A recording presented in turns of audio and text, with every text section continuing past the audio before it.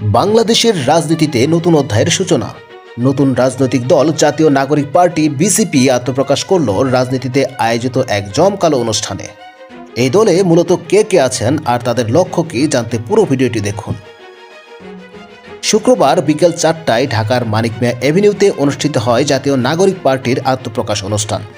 এতে বিভিন্ন রাজনৈতিক দলের নেতৃবৃন্দ ও সুশীল সমাজের প্রতিনিধিরা উপস্থিত ছিলেন।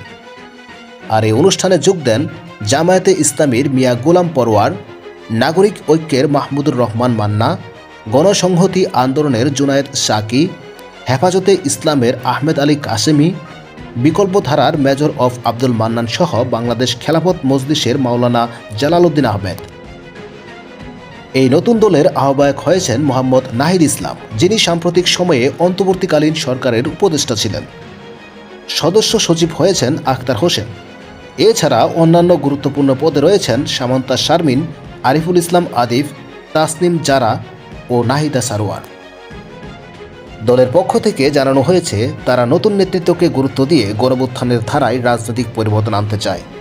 অনুষ্ঠানে বিভিন্ন শহীদ পরিবারের সদস্য, সুশীল সমাজের প্রতিনিধি এবং বিদেশি কূটনীতিকদের আমন্ত্রণ জানানো হয়। জাতীয় নাগরিক পার্টির এই আত্মপ্রকাশ কি দেশের রাজনীতিতে নতুন মোড় আনতে পারবে? আপনার মতামত কমেন্টে জানান। ভিডিওটি ভালো লাগলে লাইক করুন, শেয়ার করে সাবস্ক্রাইব করে দিন।